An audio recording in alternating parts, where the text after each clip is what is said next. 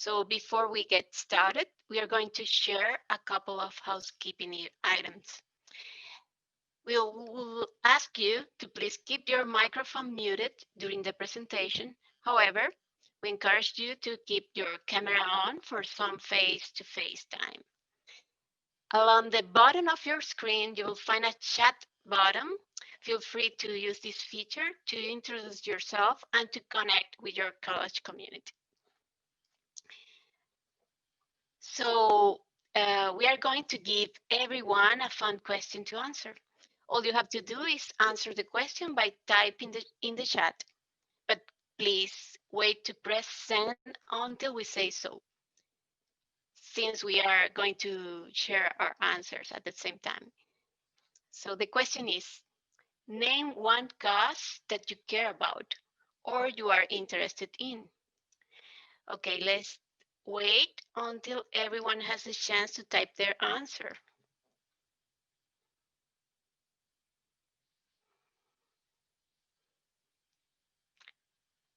Okay, now I'm going to count down from 3 and we will send all the answers at the same time. So 3, 2, 1, send.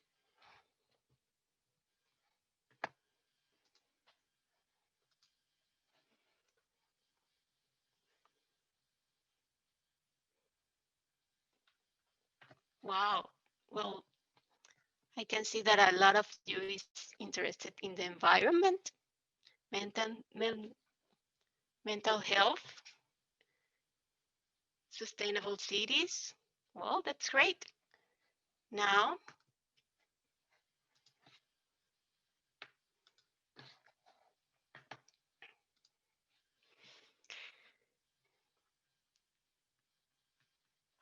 so thank you everyone for sharing. So we would like now to welcome Algonquin College Vice President for the Student Services, Laura Stambra, to share a few words in this exciting partnership. Laura, over to you. Thanks so much, Geraldine. It's really a pleasure to be here this afternoon. And I recognize today is a virtual event, but Algonquin College recognizes that we live and work on the unceded and unsurrendered territory of the Algonquin people. Traditionally known as the Anishinaabe people, Algonquin people are the original inhabitants of a wide swath of the territory along the Algonquin River. In Algonquin culture, it is appropriate for guests to acknowledge the hospitality of their hosts when entering the territory. And with this tradition in mind, Algonquin College and Project In Kind respectfully thank the Algonquin people for hosting us on their ancestral lands. Miigwech. I want to welcome everyone today to the launch of this very exciting partnership that's really been months in the making.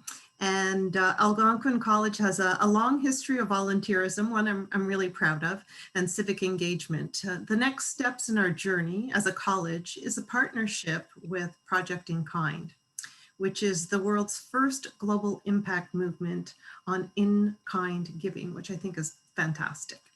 This is a natural fit for us at Algonquin because it proves that you can make a difference, not just by donating money, really, but also by donating your time, skills, goods, and other non-cash resources. Our learners are passionate and highly trained, and this initiative gives them a chance to harness these elements and support their communities and the world around them, which is really important. Together, Algonquin College and Project Kind are working in support of the United Nations 17 Sustainable Development Goals. These goals are a blueprint to achieve a better and more sustainable future for us all. The United Nations Sustainable Development Goals address the global challenges we face, including poverty, inequity, climate change, environmental degradation, peace, and justice. We are honored to be the first post-secondary institution to team up with Project In Kind on this endeavor. The goal is to activate more than 20,000 learners and employees across Algonquin College's 3 campuses in an effort to help meet the needs of more than 500 local charities and nonprofit organizations. This effort will provide both experiential learning opportunities and community support. And we will also expand awareness for the UN Sustainable Development Goals. At Algonquin College, we are excited to lead the way for other schools to demonstrate how Canadian and global campuses can join this world-class, impact-driven education program. This partnership with Project In Kind includes a student ambassador program. We've seen already Geraldine in action there, an online volunteering platform, virtual events, learning resources, all of which are influenced by student input and feedback, which is really important to us here at Algonquin. I'm joined today by Tanya Woods, the Chief Impact Officer of Project In Kind. The movement and her team's innovative approach to social and environmental impact has gained the attention of global leaders, politicians, corporate CEOs, and citizen influencers around the world for this inclusive approach to technology, impact, and philanthropy. Tanya is proud to be Canada's first ever social entrepreneur in residence, which was made possible by the leadership of Slide Lab at Algonquin College. Her expertise is in multi-stakeholder partnerships, global trade, policy, technology law, and social impact. Wow, that's quite a package. She uses this expertise to advise government, nonprofit, the private sector organizations on strategies, practices to improve impact of their supply chains, operations, investments, and by leveraging technology and policy and operational design. Tanya will speak more in depth about Project In Kind and how our learners can become change leaders. She will also introduce our special guest, David Shimke, who is Director of Secretariat at the Canadian Commission for UNESCO, which stands for the United Nations Educational, Scientific, and Cultural Organization. And before I hand it over to Tanya, I want to urge all of our learners and employees to reflect on the ways to get involved with Project In Kind, and to think about the skills and the services that you have to offer. Then go forth and put these ideas into action. I look forward to seeing the investment our community makes in working towards our UN Sustainable Development Goals, and I thank you very much. Miigwech. I will now invite Tanya to tell you more about Project In Kind and what you can expect from today's partnership launch. Tanya. Thank you so much, Laura and Geraldine and all of the team behind the scenes that has made every moment of today possible. I am so excited. This has been a dream of mine for so many years. And finally, it's starting to manifest in a very exciting way. And it's no longer my dream, it's our dream, and it's our effort. There is an incredible amount of imagination, planning, and partnership required to turn bold impact into action. Having benefited from the guidance of many community leaders, staff, and students at the college, I can say this is a moment for us all to take in, to celebrate, and then to keep going. It is also significant because in the grand scheme of things, the dreamers, planners, and global leaders who designed the 17 United Nations Sustainable Development Goals knew that to achieve the goals, people, organizations, and communities would have to work together to undertake tangible actions to address their persistent challenges and make a true impact on the well-being of people and the planet. Today, we are officially launching Project In Kind Campus Edition to enable students and staff to take action and make an impact on the UN SDGs through their in-kind contributions of skills and services. And hey, if there's some extra goods as well. This pilot program is a global first and will expand across Canada and other global communities through 2021 and beyond, thanks to the initial support of the Government of Canada's SDGs unit, as well as our advisors at Colleges and Institutes Canada and the International Institute of Sustainable Development. We know that everyone can make a difference by giving their time, skills, services, and goods to local organizations who are actually meeting needs on the ground. Now more than ever, COVID has shone a spotlight on the desperate times that we are in certain communities and the needs that are existing today. Similarly, what COVID has also shown us is the incredible potential of human beings to show up and offer support when they can. Because our movement is the world's first dedicated to enabling in-kind donations, so focusing on the non-cash side of engagement, we want to really emphasize that you don't need to be a millionaire to be a philanthropist and a change maker. In fact, you don't even need millions of dollars to create the change you want to see in the world. And we're so excited that our student community and staff community and local community is all engaged with us in this movement, that we know we're going to show incredible results as we get closer and closer to 2030. Radically inclusive philanthropy and innovative impact partnerships and in-kind resource contributions are the core of our movement. To move the needle by 2030, it will take many people and partnerships to succeed and progress on the United Nations Sustainable Development Goals in a meaningful way. And we're here to catalyze that impact as well as partnerships. It is without further ado that I have the pleasure to introduce David Shimke, the Director and of the Secretariat of CC UNESCO here in Ottawa, who will be interviewed by Geraldine momentarily. David has had an incredibly windy and interesting career, and he brings with him tremendous amount of experience and unique perspectives to his role at CC UNESCO. He was educated at Brock University and Simon Fraser University. He comes from a background of culture and the arts, including nearly 20 years working in the publishing industry. In our talks prior to this event, David, Geraldine, and I explored all kinds of interesting dovetailing and correlations between this project, the UN SDGs, and the importance of building a healthy, supportive, and impact-oriented campus culture, which we're also very excited about to see how it will evolve through this initiative. Today, David and Geraldine will actually explore the role of campuses to deliver action and impact on the SDGs and our most pressing issues. Without further ado, I now have the pleasure to hand the mic off to David and Geraldine.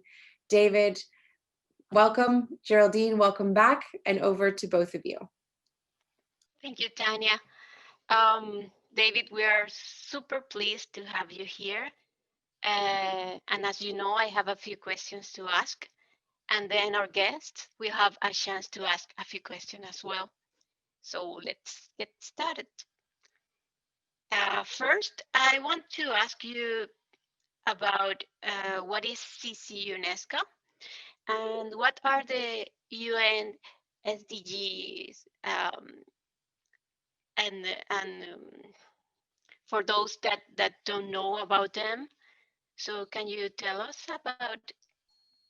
Yeah, certainly. Thanks so much, Geraldine. Thanks, Tanya, for that kind introduction, and thanks to you and Algonquin College and Project In Kind for this this welcome to come and speak with you this afternoon. It's kind of nice on a cold November to talk about something as important and as I don't know, hope instilling as sustainable development goals. So and thanks to the college in general for showing this kind of leadership to give support for a project like this. And thanks to all the students for joining us today. So Geraldine, let me start with the first part of your question about what is the Canadian Commission for UNESCO. And to talk about that, I'm going to need to talk for a little bit about what UNESCO is. So UNESCO is part of the United Nations system. It's one of the agencies of the United Nations. And it stands for the United Nations Education, Culture and Science Organization. And it really started, it's really timely because yesterday was in fact the 75th anniversary of UNESCO. And this year generally marks the 75th anniversary of the UN system. 75 years ago, of course, is 1945, the end of World War II. The world is basically in ruins.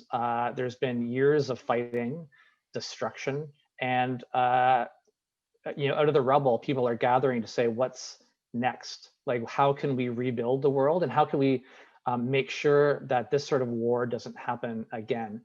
And in the case of UNESCO, I love this part about the UNESCO mandate. They said, peace treaties, economic integration, trade, these are not going to solve these are not going to bring people together. We really need to unite around culture, around mutual understanding, of kind of standing together on science and collaborating. And that's the way we're going to really knit together world peace.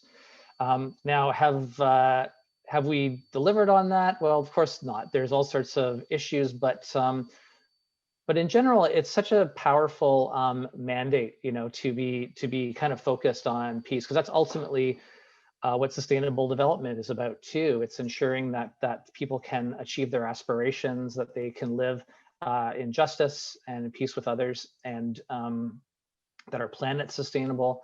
All these things really underpin the sustainable development goals. One of the other really cool things about UNESCO is that when it was being set up, the founders said, you know, it's not enough that we just have one big headquarters, but we need every country in the world to set up its own national commission for UNESCO. So there's 200 national commissions around the world. We are the only UNESCO is rather the only UN agency to do this. So it's important. I don't actually work for UNESCO. I work as part of the Canadian federal family, but we were set up in Canada to really build that bridge with UNESCO to make sure that UNESCO projects, UNESCO priorities were implemented in Canada, and also that we can bring the Canadian experience and Canadian voices to inform where UNESCO goes. And that's really important. Actually, Canada has a strong voice at UNESCO, and we play a really important role there, and our commission does as well. In Canada, we do a bunch of different things. One of the most important is we coordinate several UNESCO networks. They're global networks, but we coordinate them in Canada and make sure that they are healthy and strong.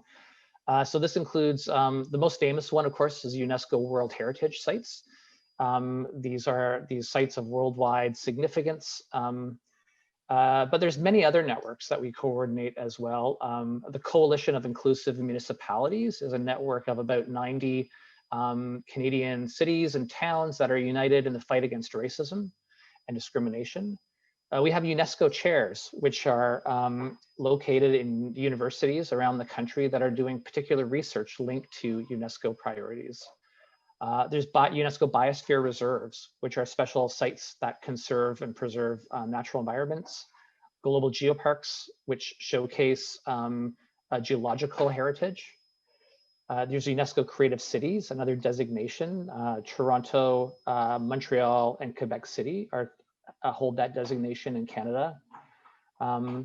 We have a youth advisory group, a fantastic dynamic group of youth who help inform our activities and make sure that we are sticking close to one of our priorities, which is youth.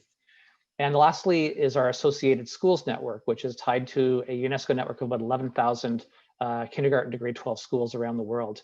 And I'll talk a little bit more about that. I think we'll have the chance to talk about that a bit more further on in our conversation. That's a long-winded answer to what is CC UNESCO, but the SDGs, I'll move on quickly to that. In 2015, all members of the United Nations adopted the 2030 Agenda for Sustainable Development, and this was designed to cover a 15-year period to go to 2030. Every time that the UN system sets out either an international decade or an international year, these are not intended to be, like, a lot of times we think of these things as being celebratory or trying to draw attention, but these are really intended to drive action. And a lot of times they're not at all celebratory. They're designed to correct serious issues where the world's kind of heading one direction and it needs to go a different direction. And in terms of sustainable development, this is one of the most important things that the UN produces. It builds on what was formerly called the Millennium Development Goals. But it's also really, and so out of the Agenda 2030, there's really 17 goals that are associated with it, and we call those the Sustainable Development Goals, or SDGs. I want to sort of highlight a few interesting things about the SDGs. One is that the UN only works on consensus. So that means that there is nothing controversial about Agenda 2030. It was approved by every single country around the world. And that's quite amazing to think about that. There's not a lot that our world can agree on these days, but they agreed on this, on the SDGs. The other one is that this is not just an agenda for developing countries. Previous development agendas really focused on developing countries. Every country in the world has steps they can and need to take to foster sustainable development. And finally, the last thing I want to mention about the SDGs is that they kind of hardwired into the SDGs is the sense that they are indivisible. So in other words, you can't achieve the goals around justice and equity unless you've goals around peace, justice, and strong institutions, unless you address gender equity, unless you have clean water, unless these things are all linked together. And that's such a big leap forward, because I think we've looked so often at issues in the world in different categories and looked at them as individual things that we've kind of forgotten this sense of the deep interrelationships between the goals. So that's something that's really great. So yeah, that's my introduction, Geraldine. I hope that was helpful.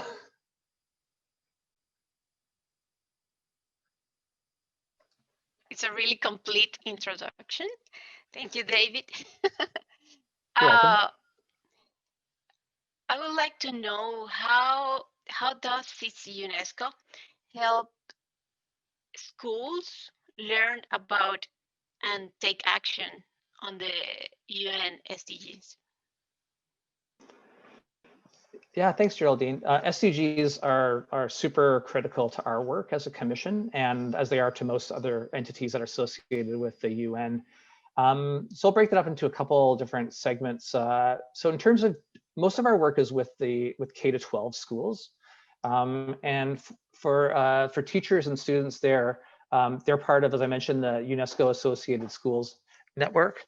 And as part of that network, one of their key priorities is education for sustainable development. And they've developed all sorts of tools for educators around the world. In Canada, we have our own Associated Schools Network. And the schools that are members are really laboratories for innovative and inclusive education. And we have a great teacher's guide that we provided for them. It has activities for students and things to help them with lesson planning. Some international best practices, all linked to teaching about sustainable development and SDGs.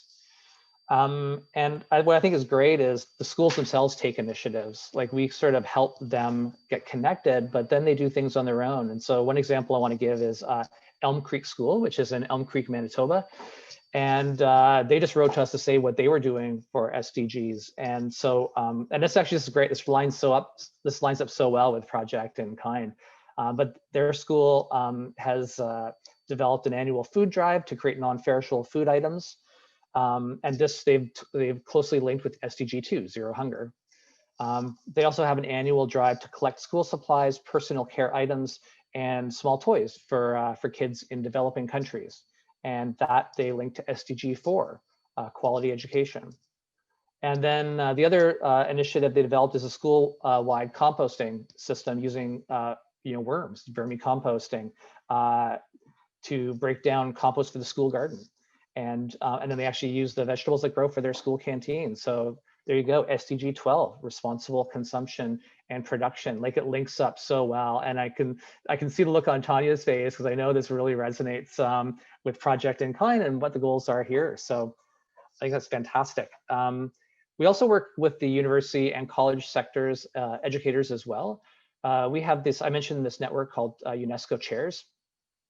And we have a chair at York University whose specific focus is on reorienting education towards sustainability, including with a focus on technical and vocational education and how that can align to SDGs. We actually just had a really great conversation with Concordia University in September, and they have signed on to the University Global Compact, which, by the way, isn't just for universities. Colleges can join that too. McGill is a member as well. And that's a great network of higher education institutions that have signed on to endorse SDGs.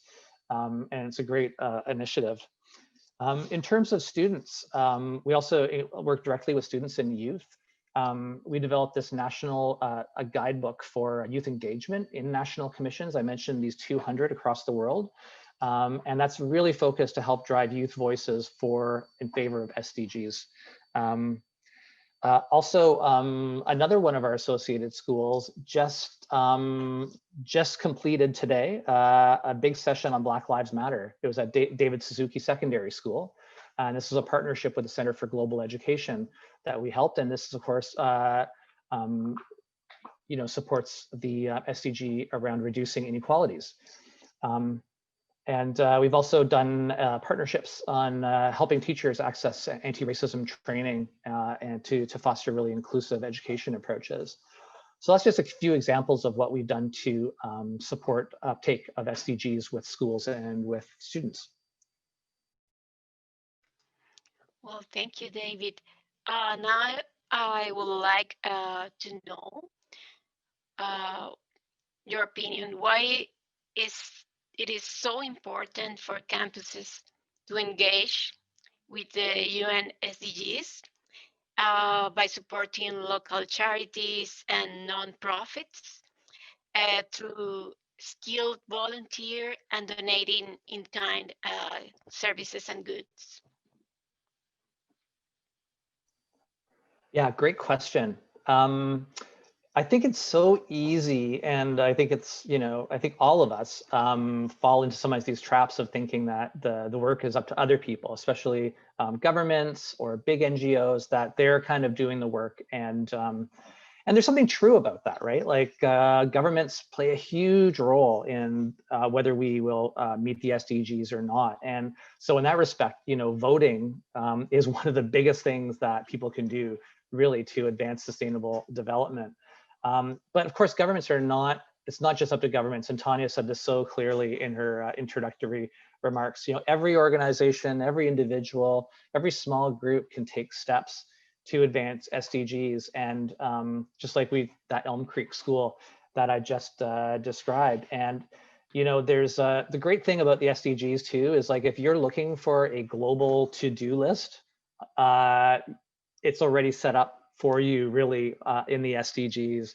And you can find, I think everybody can find their interests, their passions there somewhere. And that I love that list of that people put into the chat of their passions, because there's a place for all of that in the SDGs. And you can link it there, and then you're really part of this worldwide consensus on building a better, more sustainable world.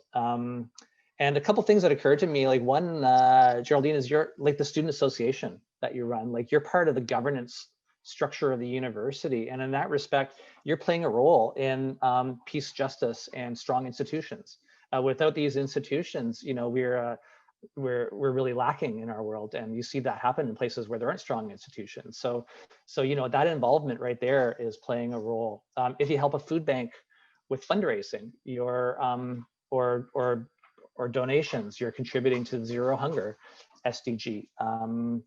Volunteering or donating your skills to a women's shelter contributes towards SDG 5, gender equality. Board membership, being part of a board, is a big job, but it's an important job. And there's NGOs active, small or big, active in all of these areas, who would love to have help with volunteering. So that's a way of doing it. There's a website called The World's Largest Lesson, and that's what that was developed with UNICEF, and that's something that the Elm Creek School was working with, and that's got great examples of specific local projects that can help advance SDGs. And maybe when everybody's in the breakout sessions, I'll put that into the chat for people to see. That would be great. Thank you, David. And my last question is, as a student, I would love to know how students in general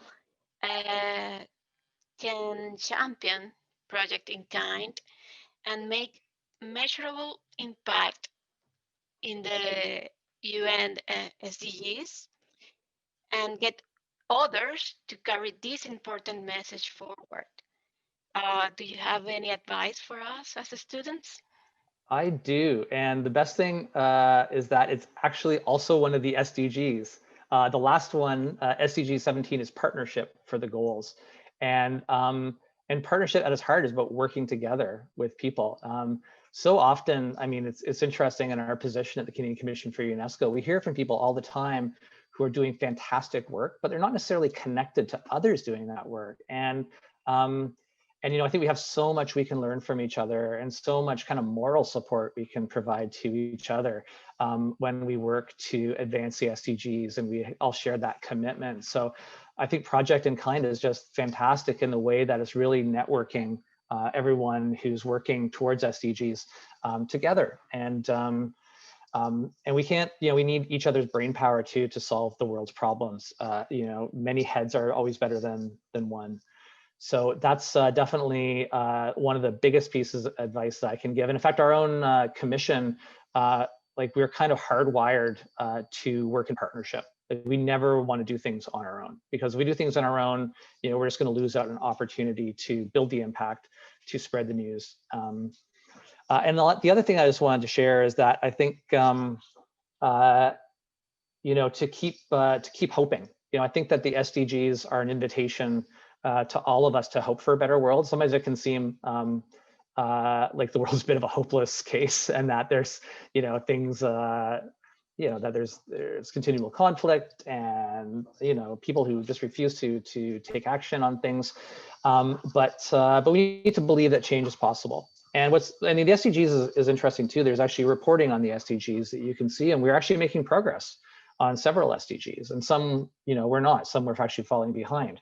And it's mixed, but there's actually been some great achievements. One, poverty around the world is slightly decreased. It's not as decreased. The pandemic, unfortunately, has had a negative impact. There's generally more access to women, especially for women and girls around the world.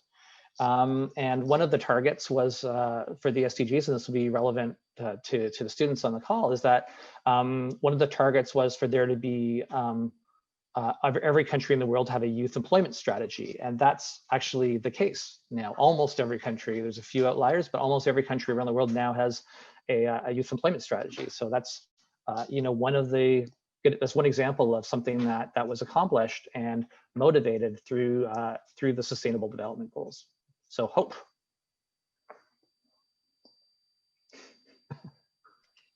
Thank you, David.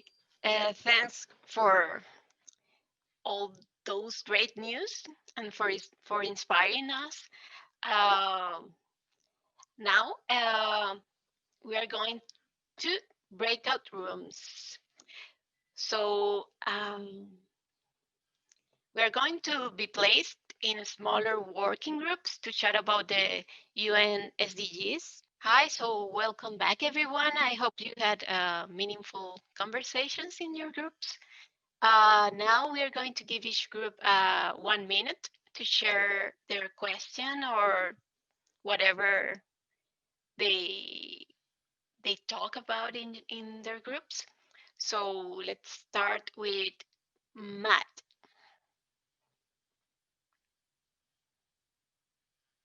Is Matt here?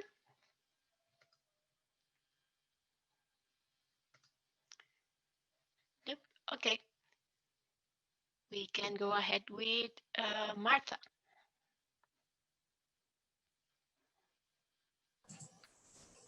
Hi, everybody. Can you hear me? Yes. So I'm going to sum up our group. We had a really fulsome discussion. We happened to have David in our room and Geraldine. So obviously it was a fulsome discussion. I'm going to sum it up with the word community. A lot of questions around different things, and it all kind of came together with the word community. Geraldine was saying that one of the things that students are really feeling right now is isolation. I was saying that, I can see myself for the rest of my life being involved in mental health and disability, and that comes down to community as well. Are we a community, or are we people who leave them out of our community? And then Rajat, who was in our group, brought forward some really thoughtful questions about SDG 8 and SDG 16 with regards to economic development and sustainability in communities and stability, political instability. So yeah, that's kind of a breakdown of everything we talked about. It was pretty deep conversation, so good. Thank you, Martha. Matthew, are you ready? I'm ready. I came back 10 seconds. So thank you. My group was a worldly group. I was so impressed. Adrian himself had been to 52 countries. So that was like, wow, my goodness. And then we had people, just people all over. So we had Yao, Emily, Freddie, and Adrian. And everyone had a great comment to make. Everyone allowed others to speak. I just want to say, thank you, group. You were amazing. But what we talked about and what we landed on, because we did agree, where it was amazing. We had, a group of people agree on something, which is not the easiest thing to do, and everyone knows that, is that we all agreed that education was the goal that we wanted to focus on, but with a little bit of a caveat, which is that health and safety have to lead the ability to be educated and to have an education. Because if you're not feeling safe and if you're not healthy, you can't have the mental capacity to be able to learn things. It gets in the way. So we hope that the whole world will feel safe enough and healthy enough to be able to be educated. And then on the other side of it is that all of the SDGs could be tied into that one thing of education.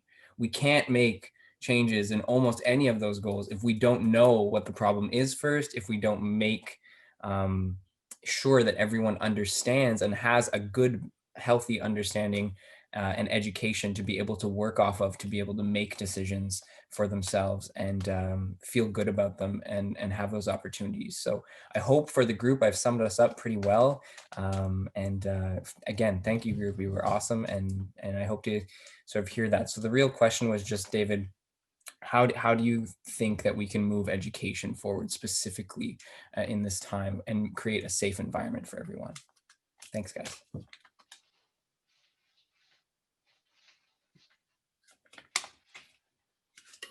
Thank you, Matt. Now we are going to Stephen's group. Thanks, Geraldine. We had a group that was full of insiders. We had 2 people who work for the college. We also had 2 people who work with Tanya. And finally, we had Vanessa, who actually works with CC UNESCO. And a lot of the discussions in our group were very forward thinking. So we were looking at this idea of the decade of the goals, where there's 17 goals laid out for 2030 that would establish a baseline for an equitable, fair, sustainable world. But what our group really wanted to know was what happens beyond that. And we have children being born now who are going to be entering in school beyond the 2030 deadline. What does the world look like for them? What are the directions that we would like to see them working on so that we can take our baseline and make it into a progressive, forward-thinking, and very sustainable world? Thank you, Stephen. So, David, you had great questions there. So we are listening.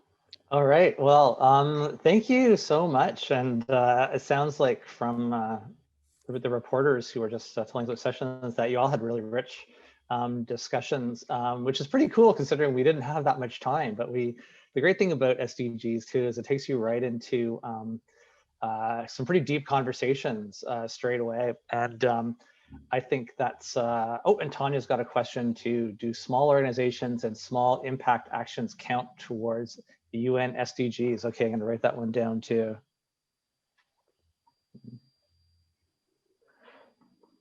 Sorry about that, very low tech.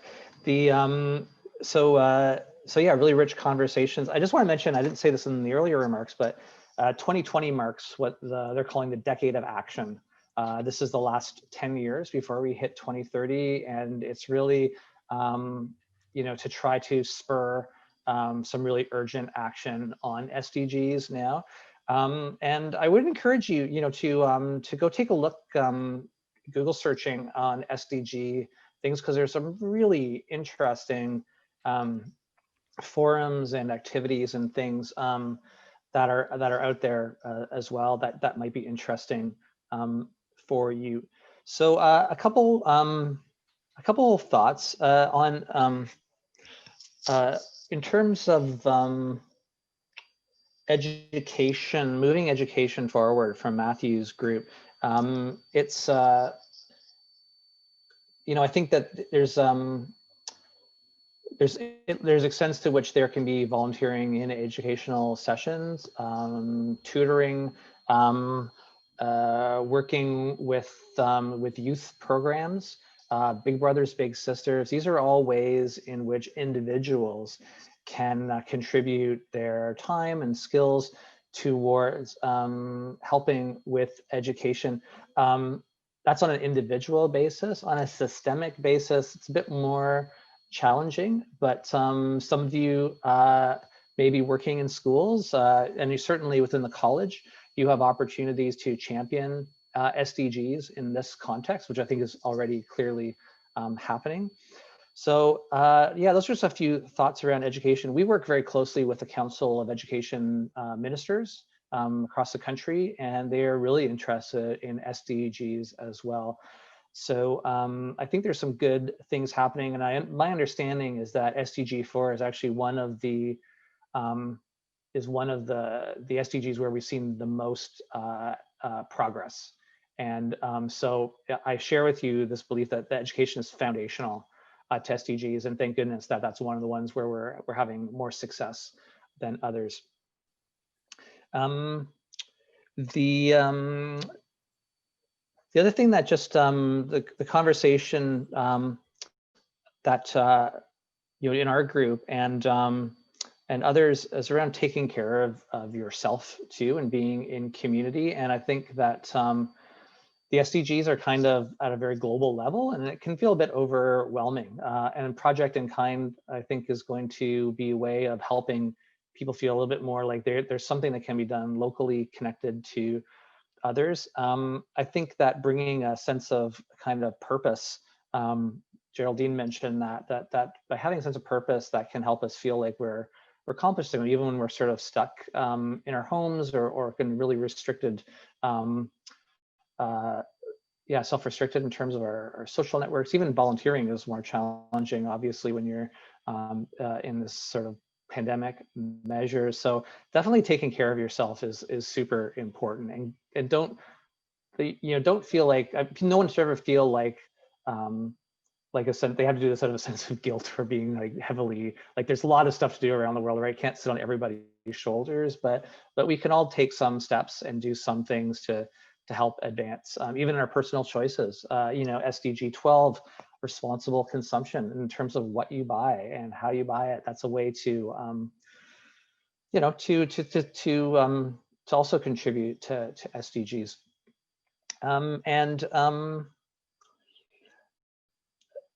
Yeah, and finally, Stephen's group mentioned future generations, and we talk a little bit about that in our commission. Our Secretary General talks about some work that's around the rights of future generations. What kind of world are we kind of going to be bequeathing to future generations? And that aligns too with the Indigenous views around 7 generations, the 7 generation thinking, which is a really powerful way of thinking about the future. So that's SDGs are really about trying to set up a world that is going to have a lot more justice and a lot more sustainability in it than the way our world is right now.